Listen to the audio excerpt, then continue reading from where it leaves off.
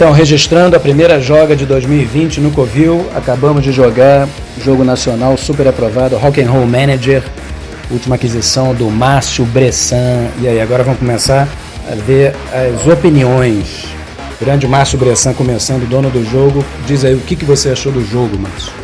Bom, princípio, jogo aprovado. Ele tem uma característica meio que de Eurogame, né, com worker placement, né?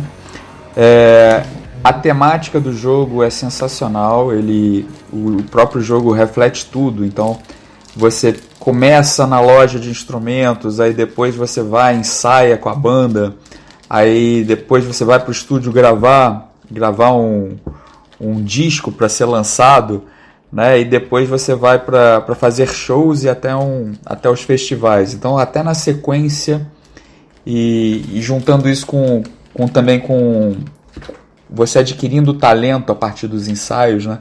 Então a temática, a estrutura do jogo eu achei espetacular. Então, em relação tema, jogo é perfeito para mim. Eu comentava que jogo de tabuleiro bem Eurogame, ele não costuma ser um bom entry-level, uma apresentação de jogo de tabuleiro para quem não joga jogo de tabuleiro, mas eu apostaria que a elegância do jogo promove uma espécie estranha de leveza, porque você tem uma parte de probabilidade, análise, de ocupar espaços do coleguinha, etc. Mas ao mesmo tempo o tema é leve e a quantidade de continhas que às vezes um euro tem, esse é mais tranquilo. Então eu acho que você juntando o tema com essa elegância das regras, você consegue trazer gente para o hobby. Gente que nunca jogou um tabuleiro moderno, e é apresentado o jogo tabuleiro moderno através do Rock'n'Roll Manager, eu acho que tem bastante chance. Ainda mais se for roqueiro, né? Não, o que eu achei também legal é, por exemplo, quando você escolhe os personagens, vamos dizer assim, aí você tem o Queen, que na verdade não é o Queen aqui, é King, né? Guns N' Roses é também outro nome, como é que é, Fabrício? Swords and Daisies. Exatamente. E tem, como é que é, AC/DC, ABCD, né? Então tem essa questão que torna também um adicional, um extra. Uma paródia bem divertida. Uma paródia divertida. Bem divertida. Para quem gosta de um role-playing, por incrível que pareça, se a gente observar ou até gravar a partida e a sequência, como é que cada jogador vai construindo a sua banda, é possível observar a narrativa nas bandas. Então a gente jogou, um jogador priorizou mais uma banda que dá muitos shows, não tão preocupada com o talento dos músicos, mas ela quer fazer, ela quer aparecer, né? Ela quer estar ali com o público. Né? No final do jogo você tem cada banda tem a sua própria narrativa, né? Tem a sua própria história e o que ela quis fazer. Né? Exato. A outra resolveu que vai se dedicar ao estúdio. Então ela fica ali no estúdio gravando e tal, ou por algum momento ela se concentra mais naquilo, o que lembra algumas bandas que fizeram isso, inclusive dizem, eu não sei, aí o Márcio vai poder falar melhor, que os Beatles revolucionaram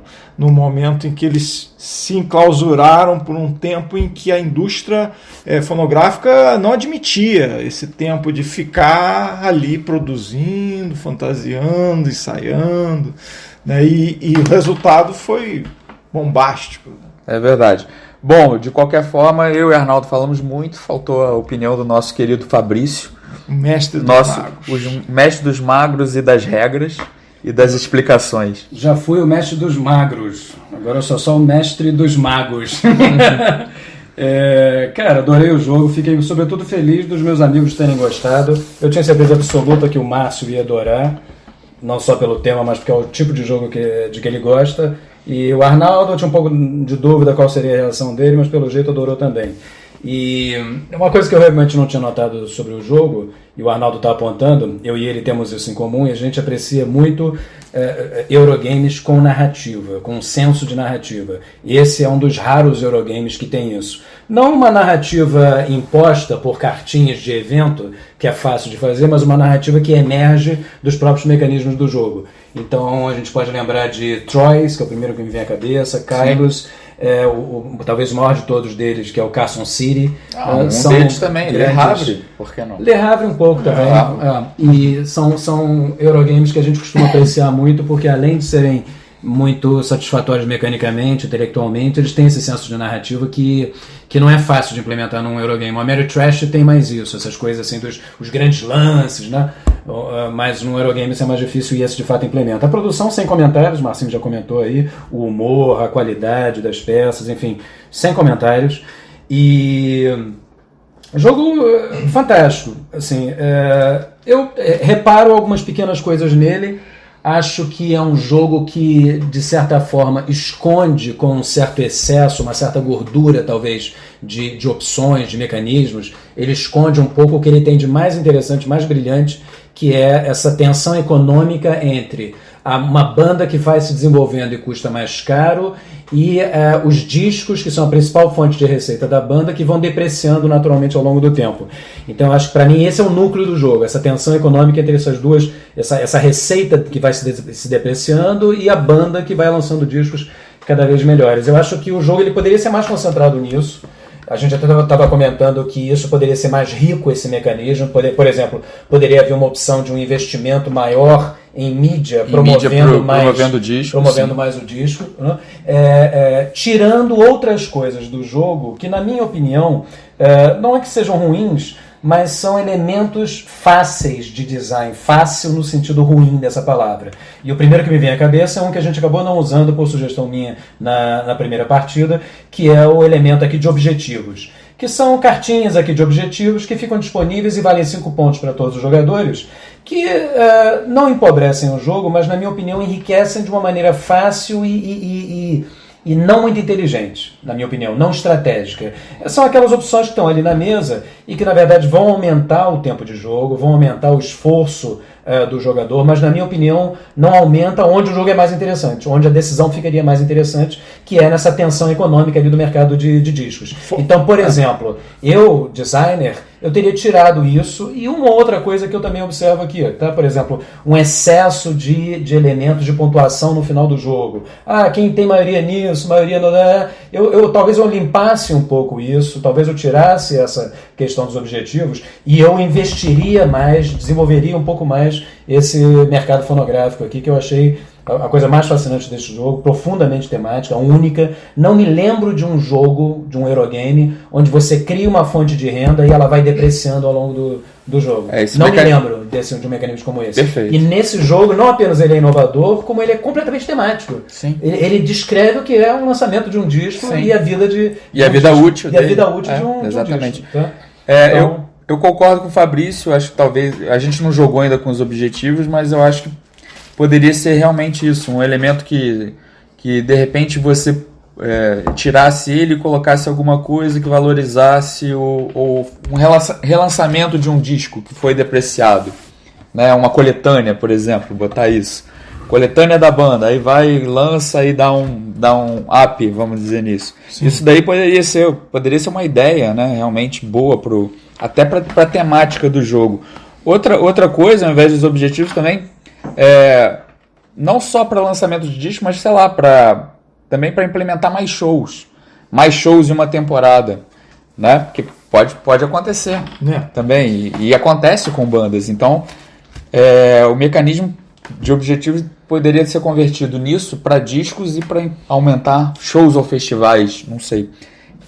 Não sei, Fabrício, acho que essa ideia fica legal também. Eu removeria para quem está entrando no mundo do jogo tabuleiro, com certeza objetivo. Por outro lado, pessoas que são muito acostumadas com Eurogame, os objetivos às vezes criam um tastezinho, um tempero a mais, para quem está acostumado e gosta desse tipo de mecânica, né? É uma Sim, função, sim. mas é uma função que se descola do todo das regras, e isso Exato. é um problema de design, Exato, eu exato. acho, né? Tanto que a gente jogou sem isso e a gente não percebeu que tinha alguma coisa faltando. Exatamente. Exato. Perfeito. Né? Por exemplo, a gente esqueceu de uma regra que eu lembrei, né? A culpa foi minha, eu lembrei no meio do jogo, uma regrinha simples aqui do mercado, e essa é uma regra orgânica. Sim. A gente chegou o momento do jogo, a gente sentiu claramente que estava Essa faltando uma faria regra. Essa diferença no resultado. Teria feito uma diferença. O mercado teria sido muito mais dinâmico, né? A loja, como ele chama aqui e tal. Enfim, é um design assim, muito bom. Acho que ele tem essas coisas acopladas aqui desnecessárias, que seria uma expansão. Isso aqui, para mim, por exemplo, faz parte da primeira expansão do jogo. Esses objetivos, né? O cara ele poderia perfeitamente isso aqui não ter no tabuleiro. E você botar como expansão. E aí ele lança a primeira expansão do jogo, mais bandas, como o Márcio sugeriu, e lança objetivos. Tá? Para Eurogamers que já cansaram do básico, né? Coloca o objetivo. Expansão. O Leandro foi brilhante mesmo. Acredito que ele, ao perceber a leveza desse euro, ele achou que colocar o objetivo não pesaria para o jogo. Pode ser. Mas como você mesmo falou, Fabrício, o tempo de jogo ele aumenta porque você tem que ficar com mais um olho na missa ali, em torno dos objetivos. Né? Então cria uma demora por jogador. Os objetivos, eu entendi eles. Eu entendo os objetivos, na verdade, como são 6 objetivos que você sorteia no início. Dá uma variedade a mais ao jogo, enfim, mas são 6 objetivos que ficam ali e são 5 pontos cada um deles, que são pegos pelo primeiro jogador que cumpre. Então é como se fossem 6 corridas em paralelo ao jogo. Né? E que vai distrair o jogador. Claro que oferece dimensões de pontuação, né, ok, mas acabam distraindo o jogador do núcleo do jogo. Do núcleo principal. Né? Agora, só queria apontar mais uma vez um comentário que o Arnaldo fez, que é a precisão do jogo. Né? O jogo tem esses elementos onde ele poderia ter investido melhor para diferenciar o jogo de um worker placement tradicional. Na essência, isso daqui é um worker placement de 15 anos atrás, digamos assim. Ele não acrescenta, tirando o mercado, que é interessantíssimo, mas o mecanismo de worker placement você via em jogos há 15 anos atrás. Então, nisso, realmente, ele vou usar uma palavra forte, ele é simplório, tá? Tirando esse mercado aqui do fonográfico que é da depreciação do disco, que é brilhante, exatamente. Então, mas nessa proposta de um worker placement, feijão com arroz, com um elemento interessantíssimo ali econômico dos discos, o design é extremamente preciso. Dá para ver que, como você falou, houve um playtest exaustivo aqui. Vou apontar só um exemplo que eu estou vendo aqui agora na hora de guardar o jogo.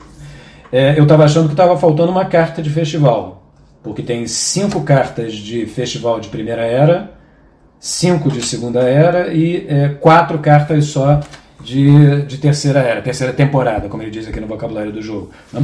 E por que não 5, 5 e 5? Eu já estava procurando aqui debaixo da mesa, achando que a gente tinha perdido carta. Mas não, são 14 cartas de festivais. Isso daqui denuncia que cada carta dessa, esse cara planejou com muito cuidado, e a última temporada era para ser mais previsível mesmo, era para ter só 4 alternativas para aparecer ao longo do jogo. Né? O que valoriza a experiência com o jogo. Quanto mais você joga esse jogo, mais você vai ser capaz de prever qual vai ser o segundo festival de terceira era, que é onde a maior parte dos pontos são acumulados. Né? O Arnaldo jogou muito bem, ganhou essa partida com uma diferença ali de mais de 15 pontos, porque ele investiu forte desde o início no festival de terceira era, onde você ganha 10 pontos aqui.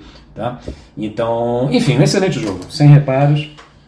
Tá de parabéns aí, Leandro. Queria finalizar aqui a minha... Leandro, vamos falar, né? Leandro Pires, parabéns, sim. Leandro. Foi o jogo que apontou para mim como existe um design forte de jogo de tabuleiros no Brasil. No Brasil, exatamente. É o primeiro jogo. Isso, na verdade, diz mais sobre a minha desinformação do que sobre o mercado brasileiro. Eu é que sou desinformado. Mas esse daqui é um jogo que eu vou guardar com muito carinho pro resto da vida, porque foi o jogo que mostrou para mim, Fabrício, olha pro Brasil, porque existe design brasileiro comparável ou superior ao que se faz hoje. O Fabrício é retardatário em olhar para o design, o design de jogos brasileiro, mas assim, cá entre nós, o Rio de Janeiro está muito bem servido. A gente tem hoje aí Sanderson Virgulino, tem o Joca, tem o Leandro, tem o Arne, tem o Fel Barros, tem uma galera aí que está começando a atingir o mercado internacional e a tendência é que só aumente isso aí. Agora, para fechar meu comentário sobre o Rock and Roll Manager, esse jogo, eu gosto de pensar num jogo jogado muitas vezes, tá?